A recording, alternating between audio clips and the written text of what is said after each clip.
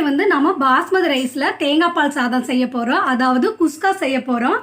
அதுக்கு சைடிஷாக நாம் பிரியாணி கத்திரிக்காவும் செய்ய போகிறோம். நான் ஏற்கனவே தேங்காய் பால் சாதம் எப்படி செய்கிறதுன்னு போட்டிருக்கேன். அது வந்து நம்ம வீட்டில் இருக்கிற ரைஸை வச்சு நான் போட்டிருந்தேன். இது வந்து பாஸ்மதி ரைஸில் செய்ய போகிறோம். இப்போ அடுப்பில் ஒரு குக்கர் வச்சுக்கலாம். கொஞ்சமாக ஆயில் சேர்த்துக்கலாம். ஏன்னா நம்ம தேங்காய் பால் சேர்க்கறதுனால அதுலேயும் நம்மளுக்கு கொஞ்சம் ஆயில் வரும்.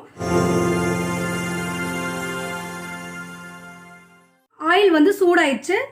இதில் கொஞ்சமாக சோம்பு, பட்டை, கிராம்பு மட்டும் சேர்த்துருக்கோம். இது நல்லா பொரிஞ்சதும் பச்சை மிளகாய் 3 சேர்த்துக்கலாம். பச்சை மிளகாய் முழுசாக சேர்க்கறதுனால அது வந்து வெடிக்குன்றதுனால நம்ம தட்டு போட்டு மூடி வச்சுக்கலாம். இப்போ தட்டு எடுத்துக்கலாம். பாருங்கள், பச்சை மிளகாய் நல்லா பொரிஞ்சிடுச்சு. இப்போ வெங்காயம் சேர்த்துக்கலாம். ஒரு பெரிய வெங்காயம் நீல வாக்கில் கட் பண்ணி சேர்த்துக்கலாம். வெங்காயம் நல்லா கோல்டன் ப்ரௌன் ஆயிடுச்சு. நம்ம ஒரு தக்காளி கட் பண்ணி சேர்த்துக்கலாம் பொடியா. கொஞ்சம் உப்பு சேர்த்துக்கலாம். தக்காளி இப்போ ஓரளவுக்கு மசிஞ்சிருச்சு.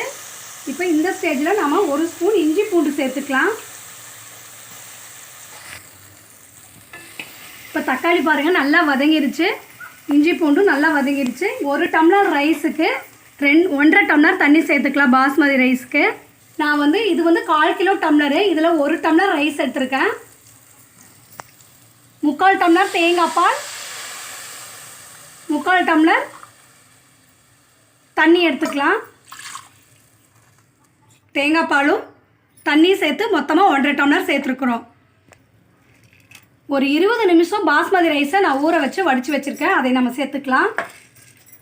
கொத்தமல்லி இலையும் புதினா இலையும் சேர்த்துட்டு உப்பு செக் பண்ணி பார்த்துட்டு நம்ம குக்கரை மூடி வச்சிடலாம். ஒரு 2 விசில் விட்டு எடுத்துக்கலாம்.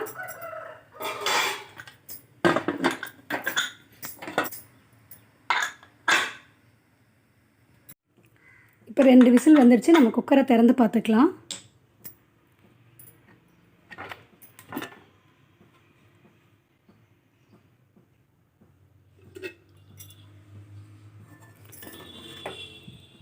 தேங்காய் பால் சாதம் பாஸ்மதி ரைஸில் நல்லா சூப்பராக வந்திருக்கு. கலந்து விட்டுட்டு ஒரு பாத்திரத்துக்கு மாற்றிக்கலாம். இந்த பிரியாணி கத்திரிக்காய்க்கு வந்து 2 ஸ்பூன் வேர்க்கடலை, 1 ஸ்பூன் எள்ளு எடுத்துருக்குறோம். வெள்ளை எள்ளு தான் சேர்க்கணும். நாங்கள் வந்து இன்றைக்கி வீட்டில் எள்ளுருண்டை செய்கிறதுக்காக எள்ளு வந்து க்ளீன் பண்ணி வச்சுருந்தோம். நான் அதையே எடுத்துக்கிட்டேன். இதை வந்து கொஞ்சம் தண்ணி சேர்த்து நல்லா நைஸாக அரைச்சி எடுத்துக்கலாம். எள்ளும் வேர்க்கடலையும் நான் அம்மியில் அரைச்சிட்டு வந்திருக்கேன். மிக்சியில் சேர்த்துனோம்னா பத்தாது, அதனால் அரைச்சி எடுத்துகிட்டு வந்திருக்கேன்.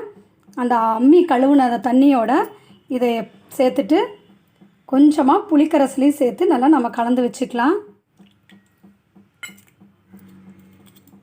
நான் இன்றைக்கி ஒரு 6-7 கத்திரிக்காய் தான் எடுத்திருக்கேன் இந்த பிரியாணி கத்திரிக்காய் செய்கிறதுக்கு. இதை நம்ம இப்போ கட் பண்ணி தண்ணியில் சேர்த்துக்கலாம். இப்போ அடுப்பில் ஒரு மண்கடாய் வச்சுருக்கேன். அதில் நல்லெண்ணெய் சேர்த்துருக்குறேன். ஆயில் வந்து சூடாயிருச்சு. கொஞ்சமாக மிளகு சேர்த்துக்கலாம். கொஞ்சம் கடுகு, வெந்தயம் சேர்த்துக்கலாம். நல்லா பொரிஞ்சிட்டு சேர்த்துக்கலாம். இப்போ கட் பண்ணி வச்சுருக்கிற கத்திரிக்காயை சேர்த்துக்கலாம். சின்னதாக ஒரு தக்காளி கட் பண்ணி வச்சுருக்கிறேன், அதையும் சேர்த்துக்கலாம். 2 நிமிஷம் மூடி வச்சுக்கலாம். ஒரு 2 நிமிஷம் ஆயிடுச்சு. நல்லா கலந்து விட்டுட்டு இப்போ தேவையான அளவு உப்பு சேர்த்துக்கலாம். கொஞ்சமாக மல்லித்தூள் சேர்த்துக்கலாம். கொஞ்சம் மஞ்சள் தூள், காரத்துக்கு தகுந்த மாதிரி மிளகாய்த்தூள், 1 ஸ்பூன் மல்லித்தூள் சேர்த்துக்கலாம். இப்போ மூடி வச்சுக்கலாம். கலந்து விட்டாச்சு. சிம்மிலேயே வேக வச்சு எடுத்துக்கலாம். இப்போ திறந்து பார்த்துக்கலாம். சிம்மிலே வச்சோம். ஒரு 5 நிமிஷம். கத்திரிக்காய் பாருங்கள் நல்லா வெந்துருச்சு. அந்த புளி தண்ணியோட வேர்க்கடலை, எள்ளு அரைச்ச அந்த கலவை சேர்த்துக்கலாம். நல்லா ஒரு 5 நிமிஷம் கொதிச்சதுக்கு பிறகு சீரகத்தூள் சேர்த்துக்கலாம். இப்போ நாம் திறந்து பார்த்துக்கலாம். நல்லா பாருங்கள், எண்ணெய் வந்து நல்லா இந்த அளவுக்கு பிரிஞ்சு வரணும். அப்போ தான் இந்த கத்திரிக்காய் வந்து டேஸ்ட்டாக இருக்கும்.